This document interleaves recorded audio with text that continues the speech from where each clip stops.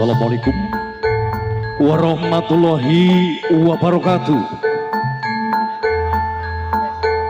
Alhamdulillahirabbil alamin. Wassalatu wassalamu ala asrofil anbiya'i wal mursalin wa ala alihi washabihi ajmain wa ba'du.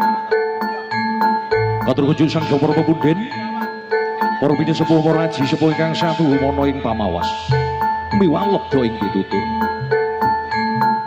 Para pangemban-pangembatin praja satrene negari ingkang minangka pantam-pantom ing kalodasih. Para tamu Kakung Sumawana Putri iki baro yang dong trasatuhu Hambekber Budi Dharma. Winantu sagung ing kararjan saha kabagas warasan begitan saka jiwa kasarira tumantu ing ngarsa jengantika sadaya dalasan kawula. Marsowan wonten ngarsa para tamu sadaya. Budi dawuh saking ingkang hamengku gati kadang-kadang Nirmala Campur Sari ingkang dipun pangarsani dening Rama Sali. Ingkang makarya sarengan kalian Surya Audio wonten ing Kalenggan Dalu. Jumbuh kalian dawuh ingkang kawula tampi saking ingkang hamengku karsa. Panjenenganipun Bapak Sumardi utawi Bapak Geger dalasan Ibu Kartimah ingkang dalem wonten ing dukuh Wali Kukun dalem Bangun Rejo Sukorejo Ponorogo. Nunggih dawuhaken Geng putra Mas Andi Saputra kalian Mbak Dian Meftir Agustin putra saking panjenenganipun Bapak Purwantoko dalasan Ibu Siti Sumarsih saking dalem Kranggan Sukorejo Ponorogo. Kalenggan dalu kadang-kadang Nirmala Kakanti Triwijawati ingkang dherekaken jengantika sadaya asung panglipur winurwaken satunggal boko satunggal kepareng jumeneng Wijawati saking dalem karangan Badekan Fitri katuran jumeneng.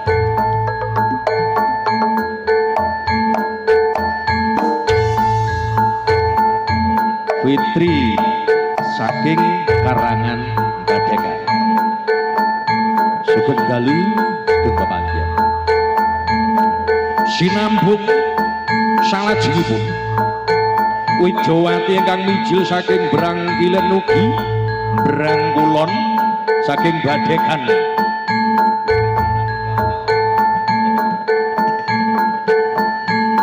kapareng jumeneng Ciki sesarengan Nirmala.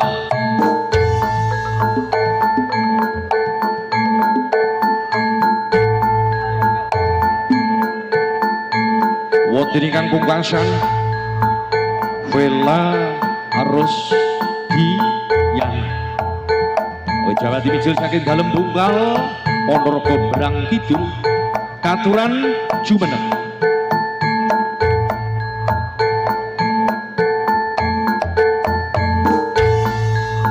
Triwijawati sampun kapareng jumeneng jajar wonten ngarsa jengantika sadaya ing pangajap pepanggihan ingkang kawiwitan samangke ngantos paripurna dadosna remening penggalih jengantika sadaya.